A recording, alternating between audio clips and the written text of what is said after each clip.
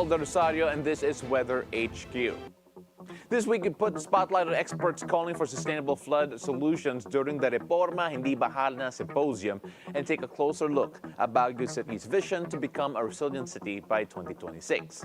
Let's begin with Reforma. To learn more about what experts aim to address in the symposium, Reforma, Hindi Bahala na, moving forward from the flood control scandals towards sustainable solutions, here's what they had to say. It's very important. It's actually long overdue. We've been in our circle of environmental planners, architects, and engineers. We've been talking about really the need for a science-based approach to flood management.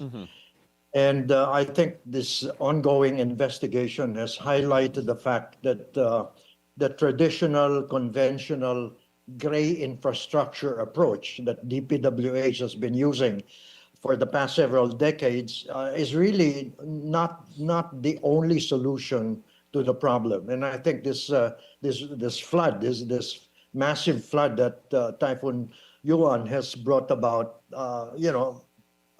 highlights that need. And that's why we thought we should organize the symposium.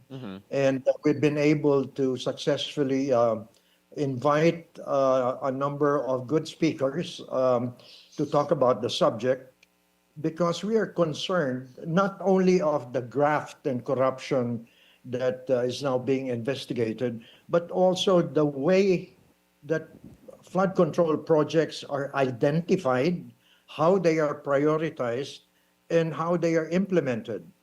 Because it appears that the approach has been on a project-to-project basis. It's not the kind of comprehensive approach that is needed, because a lot of our towns and cities are situated in river basins and in floodplains.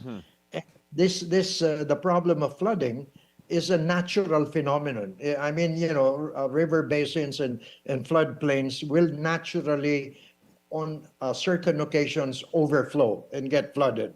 And so a kind of a project-to-project approach, which many of what we've been seeing in the news that's being investigated, is simply not doing the solution that it's supposed to bring about.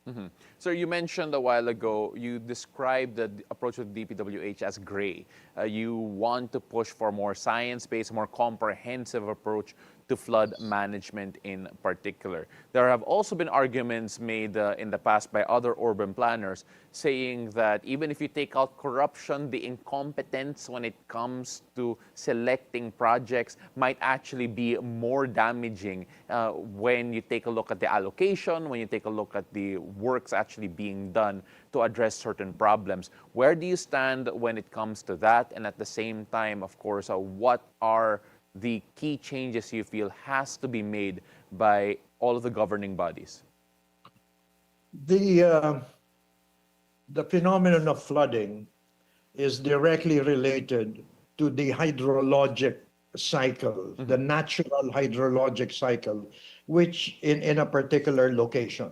Now, the hydrologic cycle is science, it's nature's way of balancing the amount of water on the surface, in the air, and in the clouds. Okay, and there is this cycle of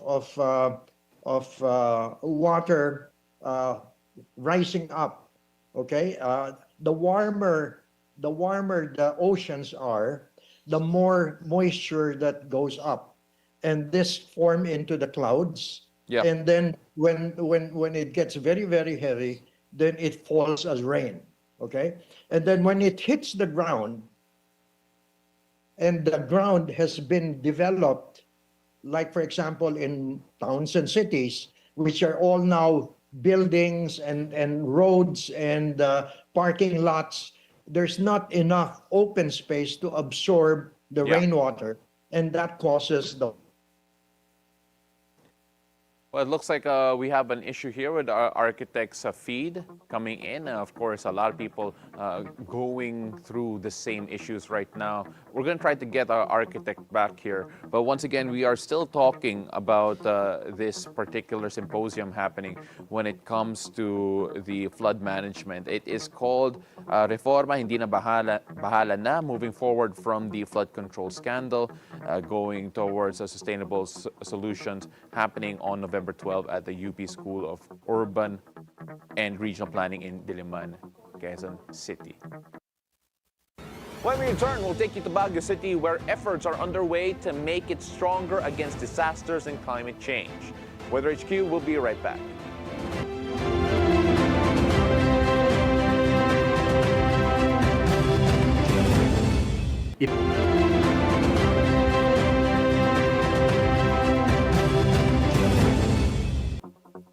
Baguio City is now working toward becoming a resilient city by 2026, in line with the Making Cities Resilient initiative supported by United Nations. Now, the goal?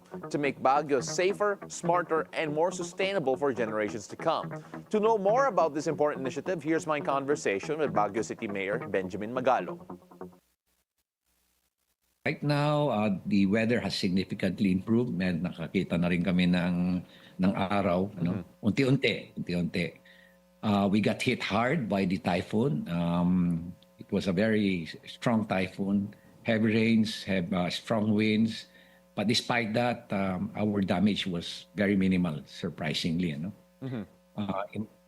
Alam mo, we reached a total of 122 families, evacuees representing about 526 individuals. At the same time, meron kaming mga 13 houses that are damaged, 12 partially. One, basically, yung kanyang entire roof talaga blown away. Pero ito naman, all support provided to all those affected families. Ang pinakamatinding damage namin are the trees. We have 64 trees that were fallen trees or felled trees. We were forced to cut down the trees because these were hazards, leaning or kaya dead trees. No casualties, no missing, no injuries for the city of Baguio. And we are slowly recovering immediately. In the past 2 days, talagang cleanup drive, and we're back to normal. Well, that's good to hear, Mayor. But also people are wondering about the roads heading into Baguio. Cannon Road in particular was given a bit of importance and focus. Is everything accessible right now in terms of infrastructure going in and out of Baguio? Yes. In fact, a day after the typhoon hit us, we were able to open all the major thoroughfares leading and getting out of the city of Baguio. Temporarily, nag-close down lang ang Cannon dahil nga clearing operations na ginawa ng ating DPWH. But now, all roads leading to Baguio and out of Baguio, they're open. All right, sir. One of the things that, again, very related to what we just experienced with Super Typhoon Uwan is that Baguio is aiming to be a, quote, resilient city by 2026. Kapag sinabi natin resilient city, what does that actually mean? What are the goals required to actually be reached by Baguio to be able to consider themselves resilient? Yeah, good question. Just would like to give you a background. Sometime in 2020, Baguio City applied, that was during the pandemic, applied for a certain status, and resiliency status. And we applied, there is a program by the United Nations DRR, or Disaster Risk Reduction Office. And this is the MCR 2030. What do you mean by MCR? Making cities resilient by 2030. Bakit cities? Hindi municipalities.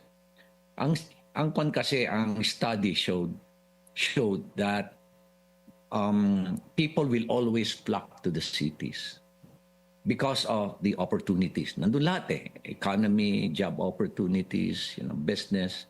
Basically, everything that's going on, there's so much activities in the cities, kaya talaga magmamigrate sa mga cities.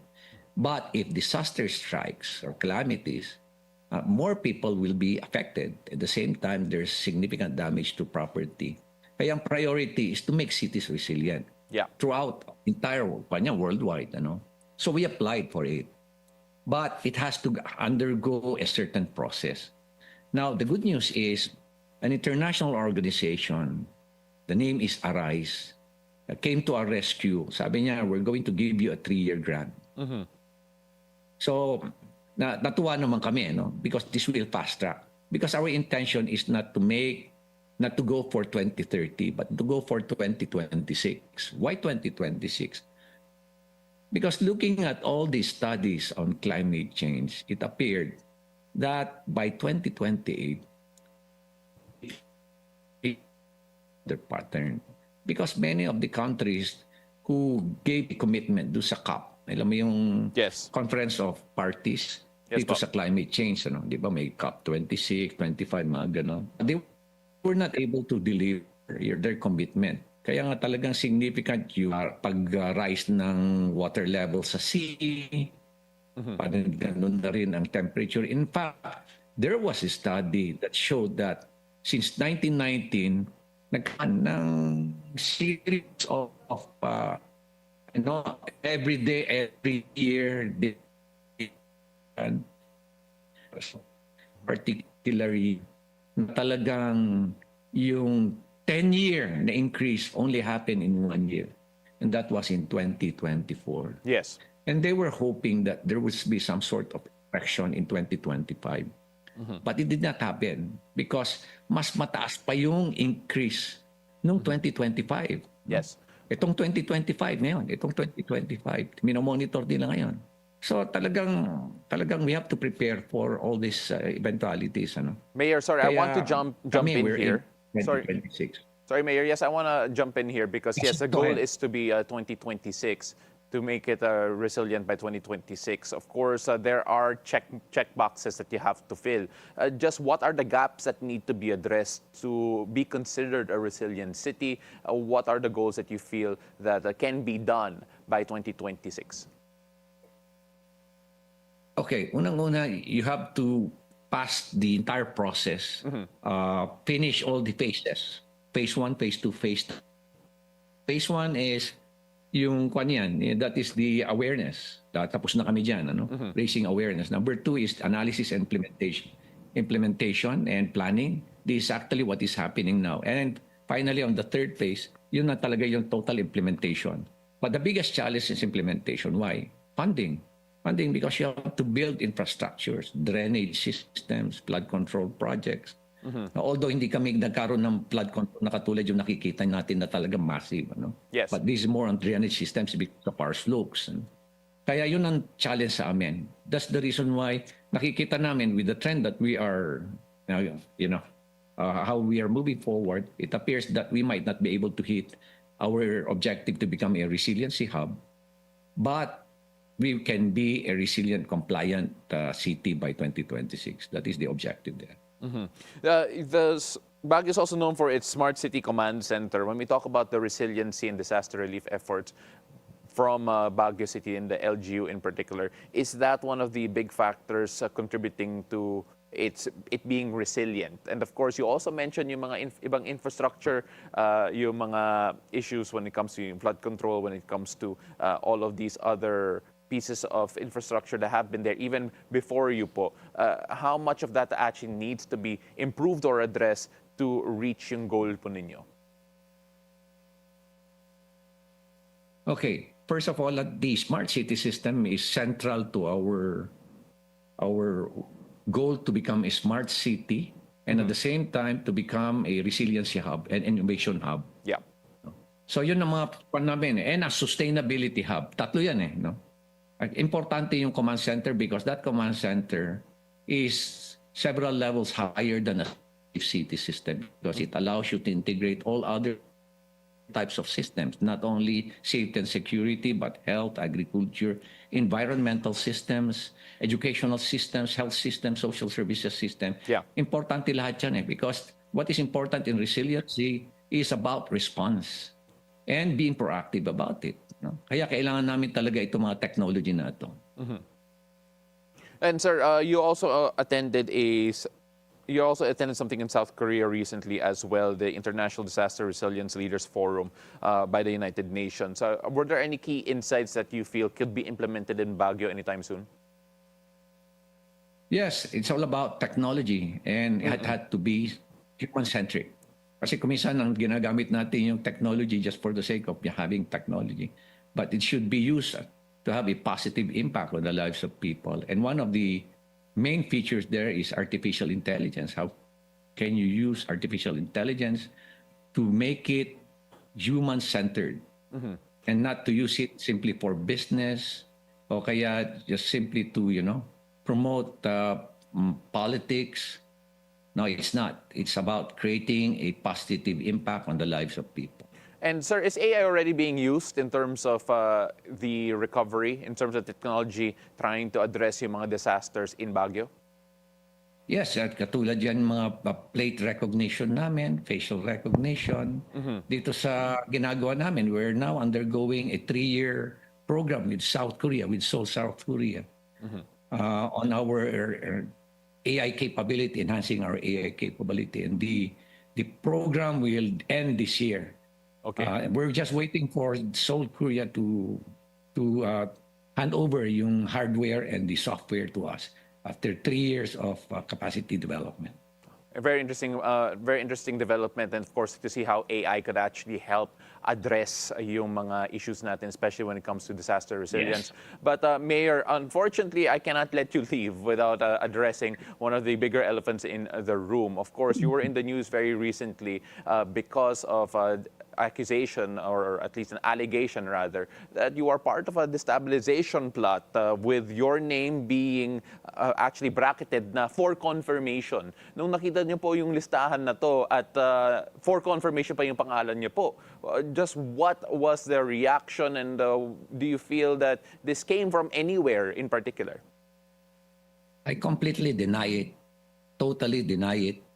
That is purely a lie. Kasinungalingan talaga yan. If you look how they presented it, pa nila ng for confirmation, natutuwa nga ako, alam mo,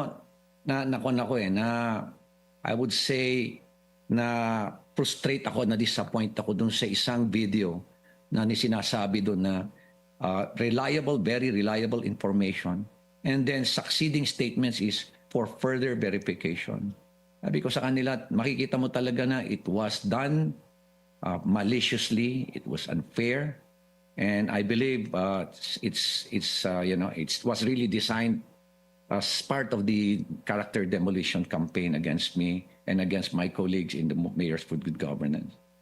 Kaya ako talaga immediately prepared a statement, a strongly worded statement in English and Tagalog, and it came out yesterday. So I hope that would clarify everything.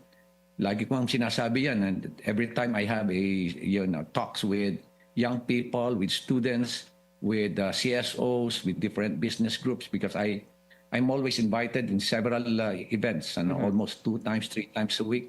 And every time I deliver a talk, I always mention that I fully support social activism as long as it is done within the confines of the law. And that's a wrap for this week's episode of Weather HQ. Thank you so much for joining us. I'm Paolo del Rosario. We'll see you again next week, only here on BNC, the Bilyonaryo News Channel.